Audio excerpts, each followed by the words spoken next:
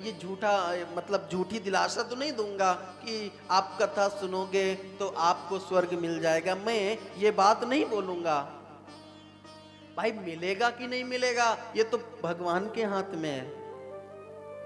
लेकिन मैं इतना विश्वास जरूर दिलाता हूं कि 7 दिनों तक कथा सुनने से आपके वर्तमान जीवन में स्वर्ग जैसी अनुभूति होने लगेगी, भगवान के चरणों में प्रेम हो जाएगा। ये वचन मैं जरूर देता हूं।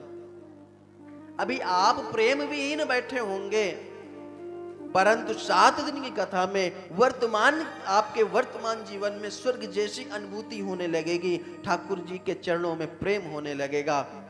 इस कथा से इतना तो जरूर मिल जाएगा।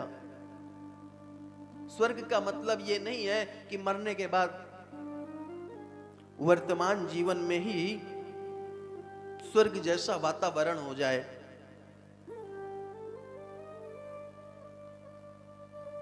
स्वर्ग का राजा कौन है? बोलो। इंद्र। कौन है? ध्यान देना, हम स्वर्ग की कामना नहीं करते।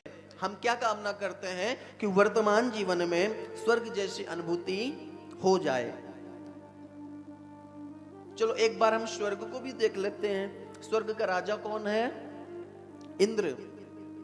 स्वर्ग में किसी प्रकार की कमी नहीं है? नहीं है। वहां पे सारे ऐशो आराम है, ज्वेलरीज, लग्जरीज और सारा भरपूर है। फिर भी इंद्र के मन में इंसिक्योरिटी नहीं है, शांति नहीं है। आपने घर में पूजा करवाया होगा तो पंडित जी ने कहा होगा कि आसन के नीचे जल छोड़ो और उसको मस्तक से लगाओ। क्यों? नहीं, इंद्र ले लेगा। मतलब सब कुछ है उसके पास, उसके बावजूद भी आप थोड़ा सा सत्कर्म करते हो तो उसमें भी इंद्र का मन लगा रहता है कि कहीं ये सिंहासन न ले ले। कालांतर में आप लोगों ने कथाएं भी सुनी होंगी कि अश्वमेध यज्ञ हो रहा था तो इंद्र घोड़े को चुरा के ले गया। पृथु महाराज की कथा में आगे आएगा। सब कुछ है परंतु मन में शांति नहीं है। कहीं हम ऐसे स्वर्ग की कामना तो नहीं कर रहे? कहीं ना कहीं हमने ऐसा स्वर्ग बना लिया है। हमने सोचा कि हमारे पास ये वस्तु हो जाएगी तो हम सुखी हो जाएंगे, हमारे पास ये संसाधन उपलब्ध हो जाएंगे तो हम सुखी हो जाएंगे। परंतु सच बताओ, वो पूरा हुआ? क्या हम सुखी हुए? एक सच्चाई है जिससे हम लोग अनभिज्ञ हैं। जीवन में हमने धन बहुत कमा लिया, नो डाउट। जीवन में हम अच्छी तरह लाइफ को जीने में सारे सामग्री भी एकत्रित कर ली। अच्छी अच्छी बेशकीमती उपहार, अच्छे अच्छे गिफ्ट और अच्छी न्यू गाड़ियां, ज्वेलरी, सब कुछ हमने एकत्रित कर लिया। परंतु कहीं ना कहीं हम जीना भूल गए कि हमें जीना कैसे चाहिए।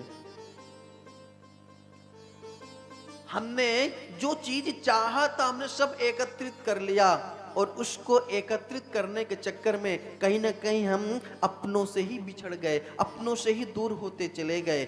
उस संसाधन को एकत्रित करने के लिए अपनों से ही दूर होते चले गए। अर्थात सुविधाएं हमने एकत्रित कर ली परंतु शांति उतनी ही दूर चलती गई। जितना हम सुख की ओर बढ़ते गए शांति उतना ही दूर होती गई। आज हम एक पुत्र का मां के प्रति क्या व्यवहार होना चाहिए, कहीं ना कहीं इससे भी हम वंचित होने लगे हैं। कई रिश्ते भी हम भूलने लगे हैं महाराज। हमको याद है, आप लोग याद करो, जब आपके यहाँ कोई त्योहार आता था तो आपको 3 दिन पहले से ही अपने जो बुआ हैं आदि जो आपके रिलेटिव हैं उनका इंतजार होने लगता था कि अब वो आएंगे। और जब वो आती थी घर में एक अलग ही खुशी का माहौल हो जाता था।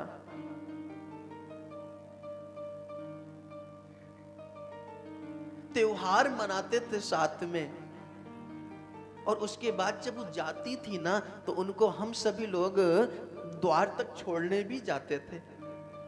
तभी गाड़ी नहीं होती थी तो कुछ लोग, हमें याद है, रोड तक भी छोड़ने जाते थे। 3 दिन पहले आना, त्योहार के 3 दिन के बाद जाना, और जाते समय वो जो वेदना होती थी,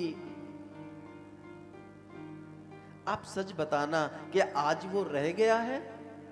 तब हमने सुविधाएं नहीं थी हमारे पास गाड़ी भी नहीं थी, घर में सेवक भी नहीं थे, फिर भी हमारे पास रिश्तों के लिए समय हो जाया करता था। आज हम में सब कुछ है, गाड़ी भी है, घर में सेवक भी हैं, फिर भी सुबह जाते हैं और शाम को यही कहते हैं कि वापस जाना है, हमारे पास टाइम नहीं है। सच बताना, क्या हमें जीना आया क्या? ये भागवत कथा, शिव कथा, राम कथा हमें जीना सिखाती है महाराज, कि जीवन को कैसे जिया जाए, एक पुत्र का मां के प्रति कैसा व्यवहार होना चाहिए, ये कथा सिखाती है। एक पुत्र का पिता के प्रति कैसा व्यवहार होना चाहिए, एक भाई का भाई के प्रति कैसा व्यवहार होना चाहिए, ये कथा सिखाती है। और हम ये कहते हैं कि जी कथा की आवश्यकता क्यों? महाराज,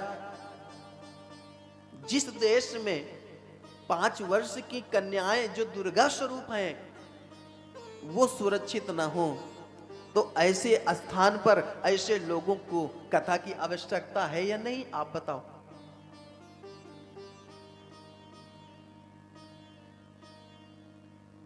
जितनी कथाएं हो रही हैं उतना ही पाप बढ़ रहा है।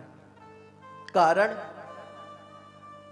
कि हम कथा सुनते तो हैं, परंतु कथा को मनोरंजन की दृष्टि से सुनते हैं। परंतु आपको बताऊं, कथा मनोरंजन के लिए नहीं, बल्कि कथा मनोमंजन के लिए है। ये तो आप लोगों ने कहा, तो मैंने अब की कहा कि चलो ठीक है झांकी रख ले, वरना 2017 से कथा कर रहा हूं, बाल्य अवस्था से ठाकुर जी करवा रहे, मैं कौन होता हूं करने वाला। आज तक मैंने झांकी नहीं रखी अपनी कथा में, पहली बार आप लोगों के बीच में झांकियां आएंगी। क्यों? क्योंकि कथा जो होती है ना वो मनोमंजन के लिए होती है, जीवन में बदलाव आ जाए, जीवन जीने की कला आ जाए, जीवन को कैसे जिया जाए, अभी तक हमने कैसे जिया उसको छोड़िए, अब हमें 7 दिनों के बाद हमने क्या सीखा, अब हम जीवन को कैसे जिए, जीवन जीने की कला आ जाए, यही भागवत का है। यही कथा का आयोजन करवाने का सुलभ फल भी है। इतने लोग बैठे हैं, किसी एक के भी जीवन में परिवर्तन आया ना तो मैं समझ लूंगा कि हमारा इतनी दूर आके कथा कहना सार्थक हुआ और आप लोगों को कथा सुनना सार्थक हुआ। किसी एक के जीवन में यदि परिवर्तन आया तो हमें आज महात्म्य का दिन है, आज सिर्फ एक दूसरे से इंट्रोडक्शन करने का दिन है। कुछ आप हमें समझोगे, कुछ हम आपको समझेंगे, क्यों कि हमारा भी पहला बार ही आना हुआ है यहाँ। आप लोग भी हमसे परिचित नहीं थे, कुछ लोगों ने जिन्होंने YouTube आदि पे सुना होगा तो वो परिचित होंगे। हम में आप में ज्यादा फर्क मत समझ लेना, हम भी आपके बालक जैसे ही हैं और हम भी एक गृहस्थ हैं, कोई महाराज या कोई बहुत बड़े साधु संत नहीं है महाराज, बस आप जैसे ही हैं। गुरुदेव ने दिशा दिखा दी, इस दास की दशा बदल गई, बस इतना ही फर्क है। गुरुदेव ने मार्ग को मोड़ के एक दिशा दिखाई और उनकी कृपा से दशा बदल गई, जो आज आप लोगों को कुछ बोलने के लिए यहां पर बैठ पाया। ये सब गुरुदेव की कृपा है और ठाकुर जी की इच्छा है, सो ये बुलवा रहे हैं, और इन्हीं की इच्छा है सो आपके अंदर बैठ के सुनवा भी रहे हैं।